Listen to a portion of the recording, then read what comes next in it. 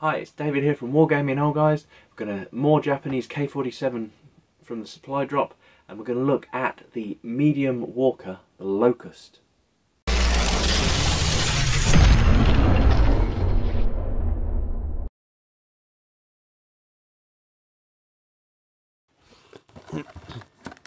Okay, so if you here we go, we'll open this up now. If you hear something in the background, that's my 3D printer. I will try and get rid of the noise. If I can't, then I'm sorry, but here we go. Okay, the instructions for this are on the back of the box. Yeah. Now I believe the Germans have a version of this. If I can throw it in the bin. Now the Germans have a version of this. So let's see what we've got. We've got a pack of bubble wrap. We have a highly expensive bit of cardboard, and we have a box. So we can see if we've got the right bits. Right, so metal bits. There's a nice little care message for your Warlord resin that we get on every single one. Now we have a, oh, it was packed to us. Packed for us by Rodisa. Sorry if I've said your name wrong. That's a new one, that is. Right. So we've got here, we have some transfers. The standard, generic Japanese transfers. We have a 60mm round base. We have a bit of fluff. And in here we have two light autocannons. We have a medium anti-tank gun. We have, I have no idea what that is.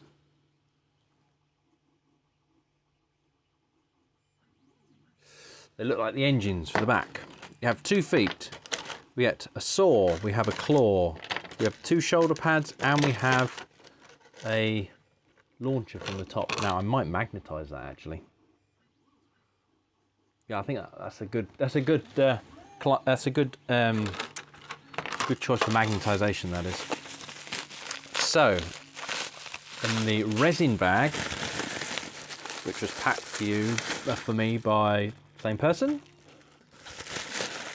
we get the body, 2 arms, luckily they are the correct orientation, 2 legs, again correct orientation, and the hip. So let's go ahead and have a better look at a close up. So this is the Japanese Locust medium battle walker. As you can tell, there's quite a lot in there actually for what it is, but then again, for the price you pay for it, you'd expect that. Now, the Germans have a variant of this, or should I say, the Japanese have a variant of the German one. I forget what the German one was called, but I believe the German one has jump, and this one doesn't. This one has agile. So we can get rid of the 60mm base. I'm not sure it's going to fit on this, because I tried some of the other walkers I've got, so that the British Merlin, and that was very hard to fit on a base that size. I did manage to do it with 2 of them, but it was quite hard to get it to fit. Standard generic Japanese vehicle transfers. I'll add them to my pile. Let's start with the resin components. Now this is the main body. As you can see, this is where the guns go underneath there. So anyway, so let's have a look. Now again, I say this with all the resin. The resin from Warlord Games, I like the quality of it. It's a good quality. Not very many miscasts. There's a few risers at the back, but they've got to be somewhere, and they try and keep the risers where it's not going to affect the overall detail of the model. Mould lines, there's not a huge number of mould lines. There's a few bits of flash that need clearing up, and even they are in places where it shouldn't matter. That one's a bit red. I don't know why that's a bit red. Anyway, so yeah, so overall you got your vision slits there for whoever's at the top, and you got some vision slits there, which I'm assuming it's a multi-person walker, so you have multiple people in there to look out there. You've got the ball and socket joint on there, and that's where the hip piece goes, like that, I think. Oh no, it's the other way around, that way, as per the instructions on the back of the box.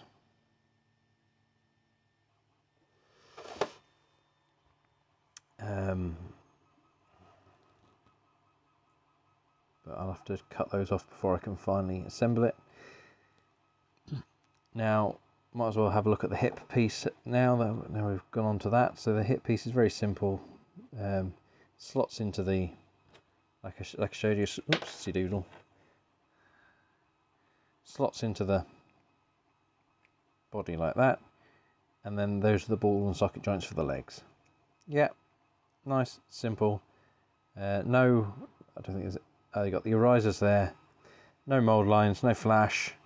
Good detail for what it is. Not a huge amount. This doesn't require a huge amount of detail for this, but I will be washing the resin.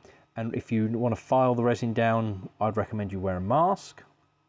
Now, I know I said we'll start with the resin, but what we'll do, we can build off of the back. So let's start off. Yeah, we'll build off the torso. So we'll start off with that. So this is the engine that slots in the back like that.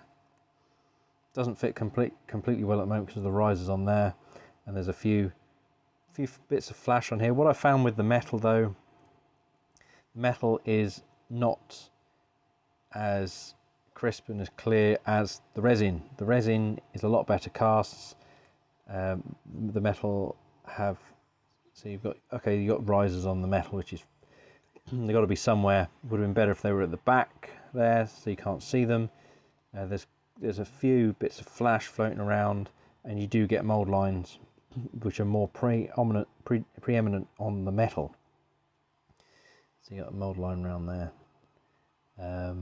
But overall, it's a good quality. It's far from the worst metal cast I've ever had from Warlord Games. But it's on the right side of mediocre. You see, it's yeah, see in there, you've got to clear out some of that flash from the in the centre there. Anyway, so from that we've got the guns. These guns slot up there. These are the auto guns, I believe. I think the German one can have MMGs. Let's just take one of these off because they'll be the same. There we are. So that gives me an easier time of, I think that goes up like that. Yeah. Obviously you have to get rid of the flash. So overall, yeah, no, this is fine. Oh, there's a slight mold line going straight down the barrel. Always more noticeable on the barrel, see, there you go. But most of this is hidden, apart from the barrel, is hidden by the resin on there. On the top you get a choice of a anti-tank gun.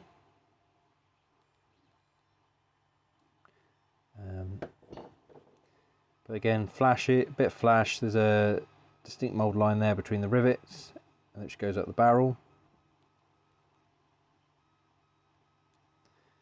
There's a slight depression in the end of the barrel. If you want to drill it out, you can. I'm not going to, but it's quite easy to do. And I'd class that as a slight.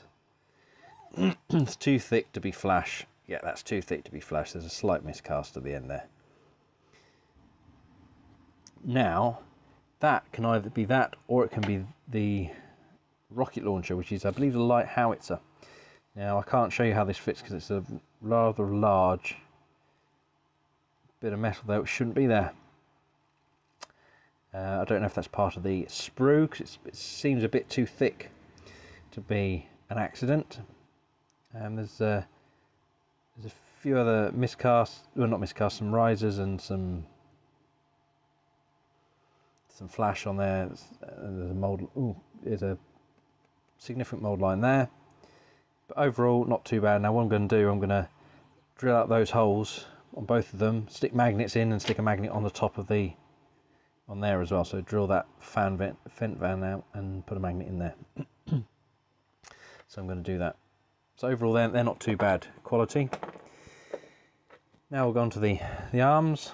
Now the problem is some of the British walkers and American walkers, you get wrong-sided arms and things like that. So we'll just look at one of these because it's just opposite sides. Now there's a bit of flash on here. Not a huge amount of mould lines, just flash. I need to wash this because it's slightly shiny. So I'm assuming that's the release agent.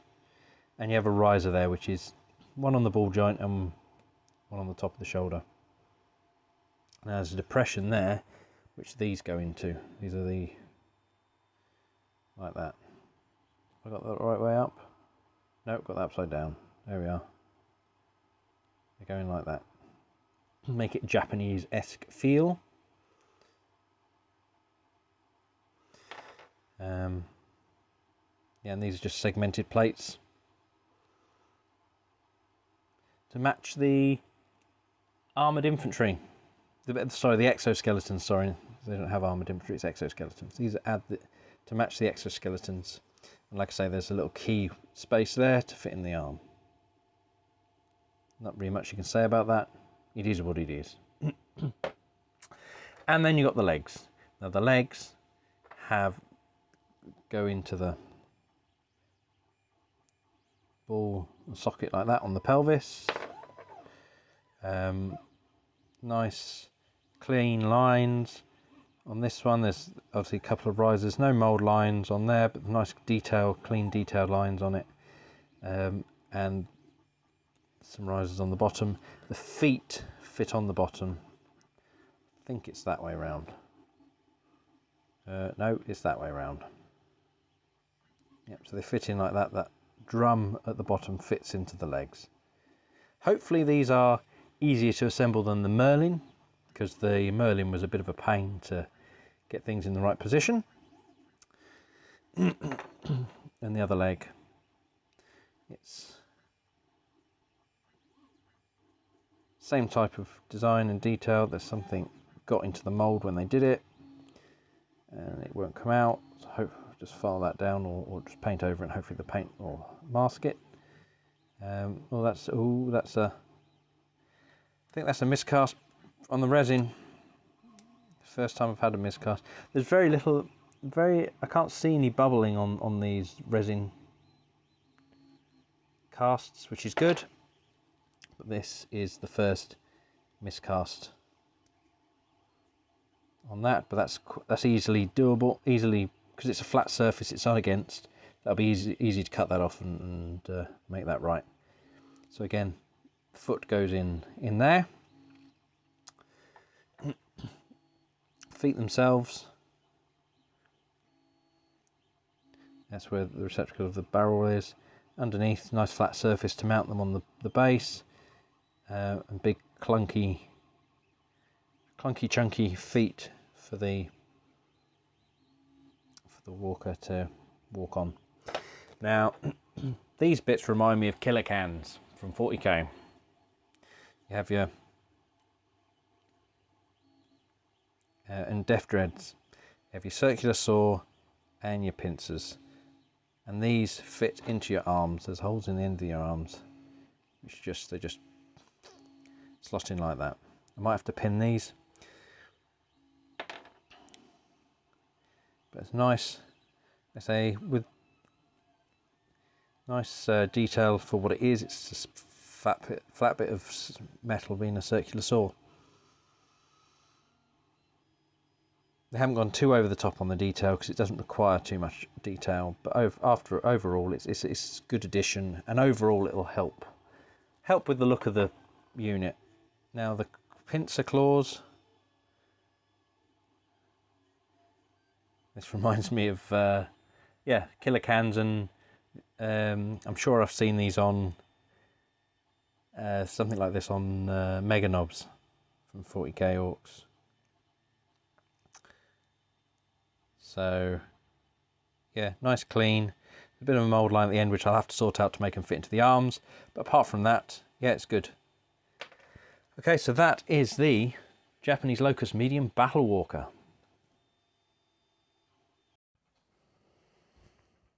Here we have the Locust light walker. Now this is very simple and easy put together. No pinning was required to do it.